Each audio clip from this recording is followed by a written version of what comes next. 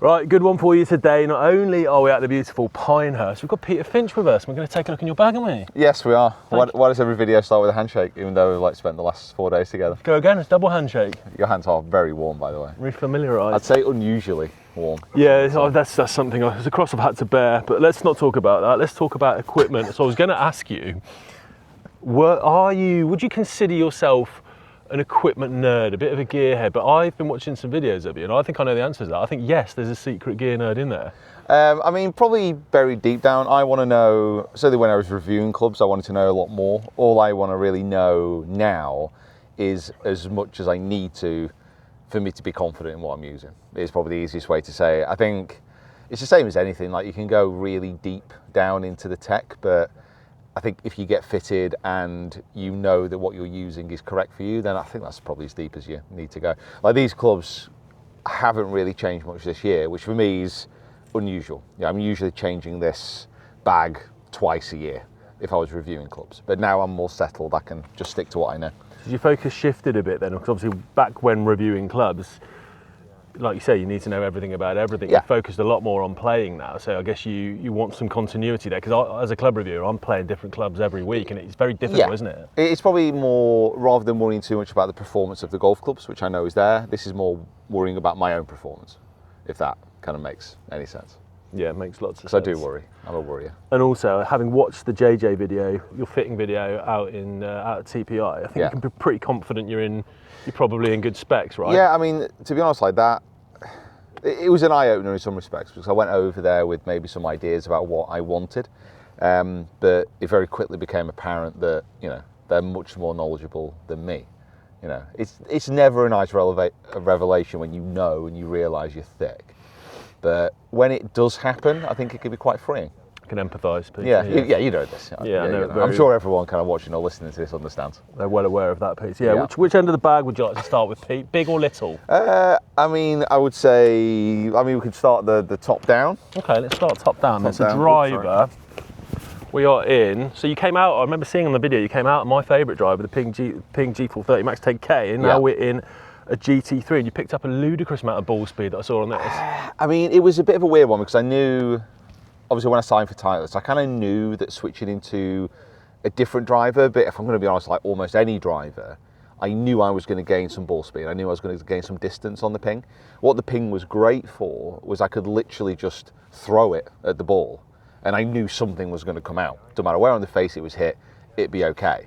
But during the testing and during the fitting for that GT3, I was able to keep it on the planet with my missed strikes, but then my good strikes with this club were just literally, we're talking like 20, 30 yards further. It's a big difference. It was hot, wasn't it? I've seen some 180 balls. We played yesterday and I was surprised at the speed. I really was. It was very impressive. But so GT3, 9 degree, D1 setting, Tensei 1K black, 75 TX, so a little on the heavier side. Do you know why you ended up in something a little heavier, or are you just paying attention to JJ? Yeah, so it's a little bit shorter as well. And it was kind of like the combination of I was swinging hard enough and hitting the ball far enough that I just wanted a tiny bit more control. So for context, you cruise about, you're 120 guy really? About 120, yeah, 120. I'm not sure about today. I'd happy to top out at 100 today, if I'm being honest. But yeah, so around 120, and when I'm hitting it well and when I'm confident, I can swing a little bit quicker than that. But with a slightly heavy shaft, slightly shorter shaft, it's almost just reminding myself that I don't need to. You know, if I'm carrying it about 290, 300, like pretty much every course that I'm playing, even in comps, that's more than enough. I don't need to get any further than that. So it's just about then having a level of control. So in terms of setup, from looking yesterday, it was pretty neutral ball flight. There wasn't too much movement left to right or right to left. You got it? Yeah. Do you like to see one shot or the other off the tee? I've been trying to draw it a lot more this year. So I was always a fade ball flight pretty much all my life, and then this year switched to something a little bit more shallow. I just wanted to see a draw because I couldn't really hit a draw that consistently. And with the driver, it's still a little bit tricky. Like I feel I hit a draw with my driver, and what actually comes out is a relatively straight ball flight. Yeah. If I want to fade it, then that's fine. But getting that pure draw, I'm still not quite there yet. Well, they're all tough. Like you don't see many slingers off the tee, do you? Full stop at a high level. There's not many people who can get modern drivers turning over hugely that I've seen. It kind of depends. I mean, again, it depends on equipment, depends on ball, like how much spin you're generating. But also, I think what you'll find is a lot of the most consistent drivers certainly fade it, but if you want to be able to still produce the best numbers, you have to be able to get shallow, you have to be able to hit up, and that's always a lot easier for me when I'm kind of in my draw swing feeling. And then you look at like some of the best drivers in the world, you know, your Rorys, your Brysons, and so on. Like the longest drivers will generally still draw it. Yeah, sure. So GT3's been a bit of a unicorn. We see it so many bags out on tour, whether it's Titleist players yeah. or non-contracted players. What do you think it is? It's just, to me, profile's very player friendly, and it just does the business numbers wise, isn't it? I mean, Titleist drivers have always been a little bit classic. Like if you're a good player, like a Titleist driver just looks nice behind the ball. But this one for me was slightly different. Like GT3 head shape is more geared towards your better golfer. However, on the poor strikes, it's still really good, especially out the heel. Like the toe, you get a bit more of a draw, which is usual. But out the heel, it's class. And grips wise, so we're here, actually, spoiler alert, we're here on our Golf Bride trip. So you've got some Z grip Aligns on here, Yes. I've noticed. Going back through your grip history, you've tried a few bits and bobs, haven't you? So you're using Jumbo Max for a while, super thick. How long were you in those? What was that experiment like, and how have we ended up back here? Well, I had, like a few years ago, I had really bad kind of wrist issues.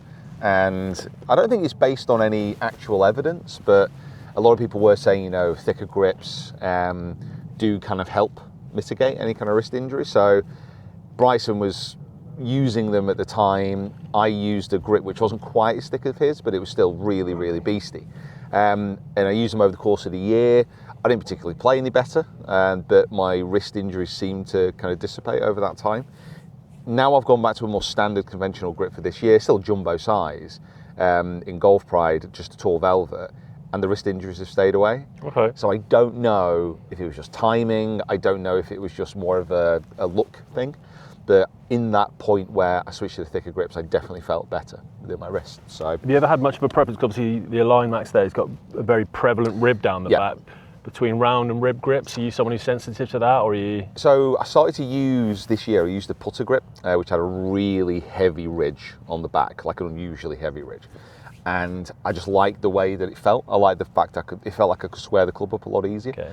So then I tried a few of the Align Max clubs, and they were really good as well. I just felt quite comfortable. So it's just more of a feeling, and I think going into next season, I'm going to use it a little bit more. I mean, I've got the Z on these at the moment, but I think I might go for maybe the Align Max as well, because at the moment these are only in mid-size. It's got a few extra layers under, so I think when the Jumbo comes out, I'll probably switch into that. Question for you, I don't know how you find this. When you go down into the wedges, we see a lot of guys, like Xander's a guy who goes Align Max through the bag and then gets to the wedges and goes round. Scheffler's the same, because when you're opening and closing face, feeling that ridge, is that not something that bothers you? Not really. I mean, I look at it as almost a, if I've got that alignment ridge in the back and I open up the club face, which is generally what you're going to be doing with your wedges, if anything, opening up that club face, and if I feel that ridge kind of running a little bit more to the left of my left hand, then that's actually quite good for me, because I feel like I know it's in that right position. Calibrating how open exactly, it is. Exactly, yeah. So that's the way I'm kind of looking at it, and I just like the idea of playing the same grips throughout the bag. I don't want to switch and change too much on feel. Makes good sense. I just skipped ahead there. It's a hybrid. So what are we calling this? We're not calling it a mini drive. We've got our GT280, 13 degrees. GT280 mini driver, and I think this has been my favourite club this year. It's just so good. There you go, club review. Great, You're thank you. welcome. You're welcome, Nice piece of Finch, everybody. Put that on a t-shirt. What did you get out of reviewing? I did find out my vocabulary was lacking. Struggling for words. When it came to certain clubs. So I looked at my stats last season, and I'm pretty sure it was only 5 times that I hit my 3-wood. Oh wow! In the year, like throughout comps. Now I'm not playing full seasons on tour, but it was still a lot of rounds, and to only hit it 5 times, it was a bit of a wasted club. Correct. I love my hybrid, so I didn't want to change that. So I was like, well, what's going to fit in that gap? There's no point doing 5-wood. That's not going to change anything. And since I put the mini driver in, I've used it loads. Like, it's a great option off the tee, and I can still hit it off the fairway. And it's just class. It just feels what are so you good. carrying that, do you think? So, like, my full driver, I'm getting about 290. So this is about 270. Okay. But I can get a little bit more out of it if I want to. And I can also kind of hit this beautiful little kind of 250 cut as well if I really want to. Squeezy little cut. So it's a club which has I've got like 3 or 4 different shots I can play with it that I know and I'm confident with, and that's kind of all I'm really looking for. Setup wise, so we are basically same driver shaft at 85 grams, the TX, the 1K black. Is that something you've always done? Do you like to match feels of shafts as well? Yeah, I don't. Again, it's one of those things where, you know, shaft heads might get a little bit more into this than me, but I kind of feel if there's something that I like and the shaft is of a good quality, there's no reason why I can't use that like throughout the top end of my bag. I could get into the minutiae of it a little bit more, but I just don't think it's necessary. And the guys at Tireless, again, fitted, as I said, numbers are great, so yeah, just trust it. So why mess with it? So talking of the hut club you love, you hit this a lot yesterday, round number 2. Yeah, it's class. Little GT3, 19 degrees, C4 setting, so we're just going progressively up in weight as we go shorter in shafts, to the 95 hybrid shaft in the 1K black. Just from what I saw yesterday, you can do a bit of everything with this, can't you? Yeah, I mean, I used to hate hybrids. Like, I just didn't understand them. I didn't get them. But then I used a TaylorMade one last year, and I had a KBS. I think it was like I want to say it was 100 and the 105. It's 105. Yeah, the Proto, the red band. Yeah, it's the one that Ron was using. Yeah, and it was just effectively a hybrid, but it just had the stiffest shaft, heaviest graphite shaft kind of possible, carbon shaft. Sorry, and I just loved it. I absolutely loved it. So when I switched into the Titleist, I was like, I just want to find something replicate this, which can do this job. And the GT3 has just done that, and it's just great. I love it. I mean, there's very few clubs in the bag which I could tinker with and I could change, but that's not going anywhere. Have you been tempted, obviously, because the contract you signed with Titleist and being essentially a Titleist staff player, the places you can go, the people you've got access to, the tour, that it's like sweet shop stuff for people watching this as well, right? You've been very disciplined to not mooch about too much, right? Yeah, so something I found with, and again, it might sound like an absolute dream, and in many respects it is, but if you're like a staff player, tour player, and the guy's on tour, like what you'll notice about their bags is the consistency, and they very rarely switch. Like they'll only switch into something if there's a big problem or there's a very specific need. And usually that change isn't a great deal. Like these guys play week in, week out. Consistency is what matters. And you don't really want to be introducing a variable that you don't control straight away. So for me, having the consistency of the clubs is going to be key kind of moving forward into the comps, because I just want to know what I'm doing with each one. I don't want to guess too much anymore. No surprises is a good thing in equipment generally, isn't it? So then we go into the irons, and T150s, that was a surprise to me. So what was the thought here? So 4-iron through to pitching wedge at 44 degrees. Why T150 over T100? Is it a loft thing, a launch thing? It was, so what I really did, so obviously if you're playing with slightly stronger lofts than conventional, you say, the worry is you're going to have a lack of spin. Like you might get a bit more launch, for example, on some clubs, but for me, we tested these, and again against just a normal T100s, numbers wise were very similar. Very similar. I didn't drop off much spin. Okay.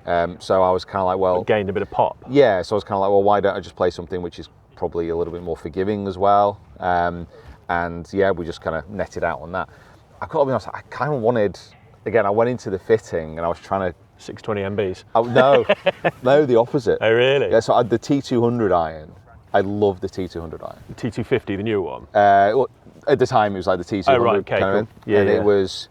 It was just, I loved it. I loved the feel, I loved the look, I loved everything about it. Did you have the 4-iron of that for a little while? Yeah. But the problem is the distance. So, you know, you get a T200 in my hands with a 7-iron and I can get that like 200 yards. It's a redundant kind of set in many respects, unless I can carry all those distance gains as we get into the woods.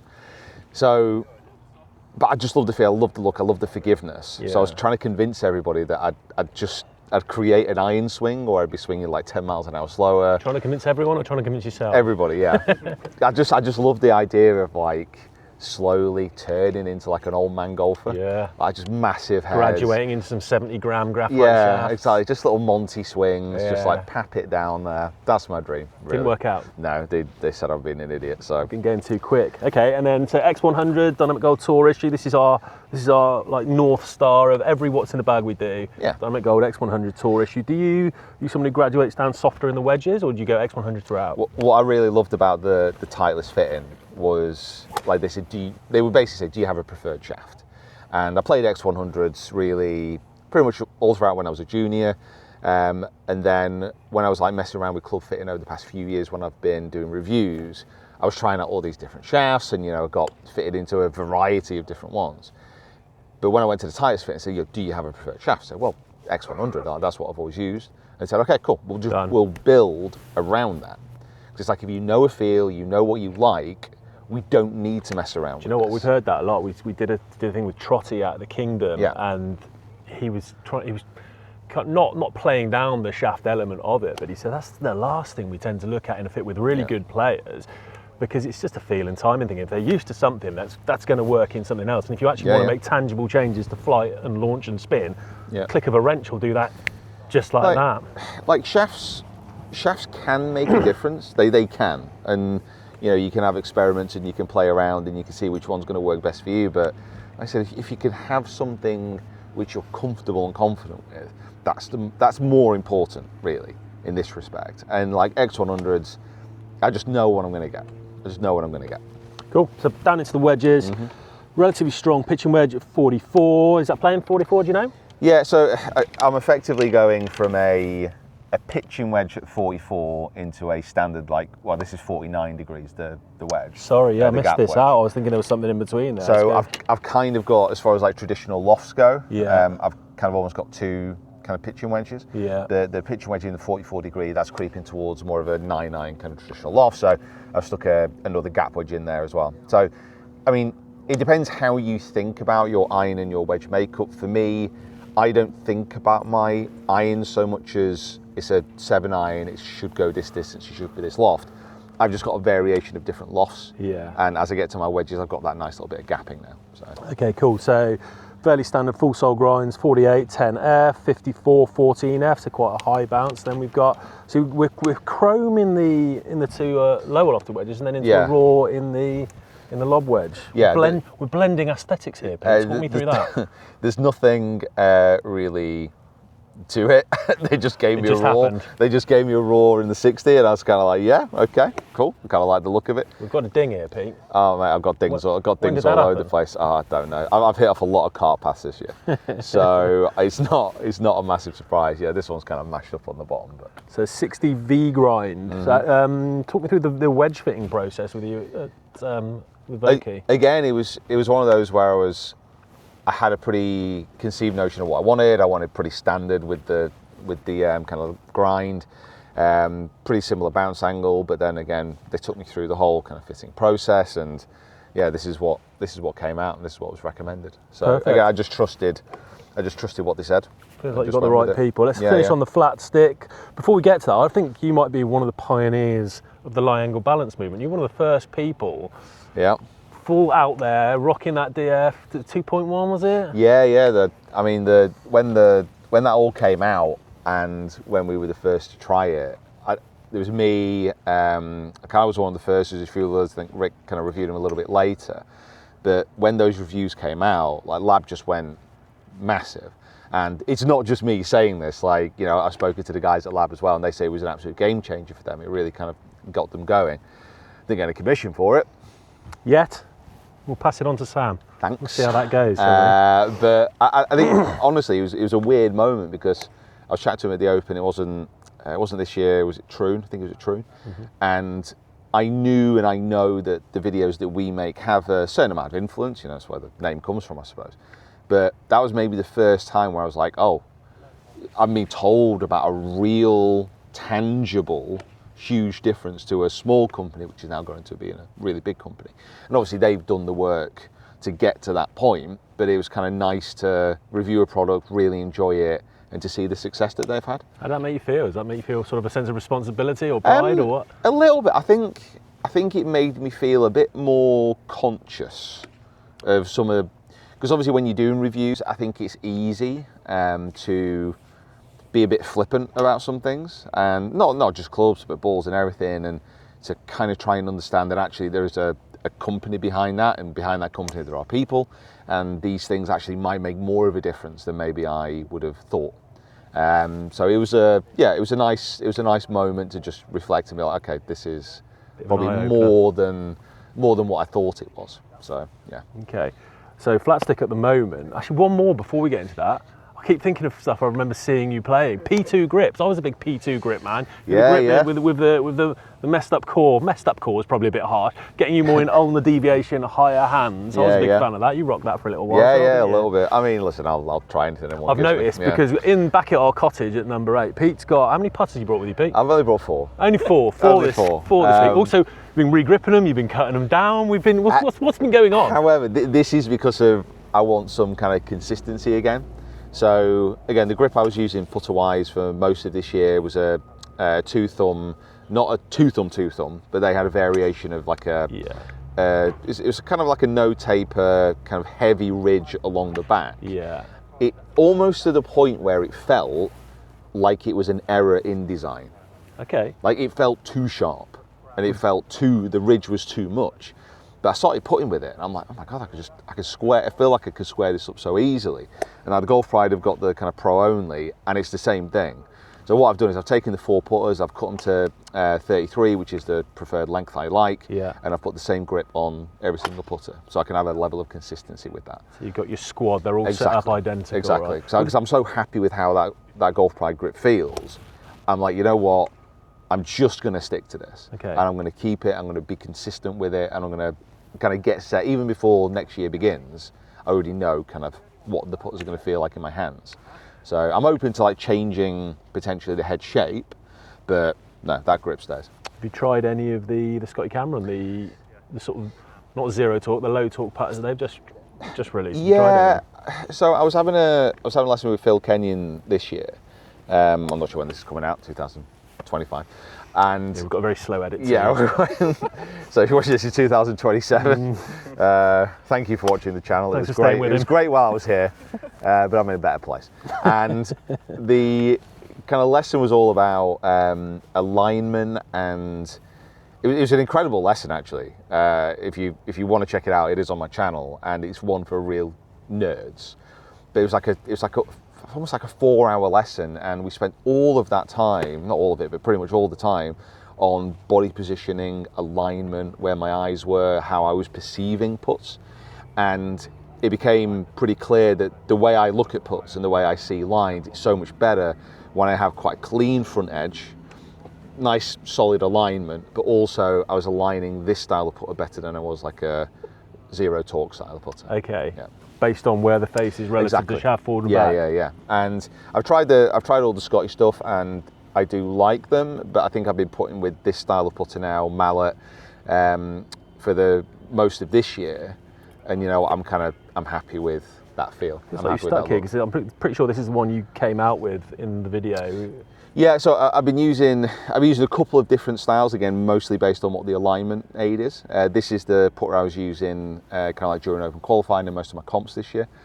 So I'm confident and happy with it. Yeah. I just wanted to experiment with a bit of a longer line on my second putter. So perfect. Right, finally, ball, what we in, Pete? Tricks on.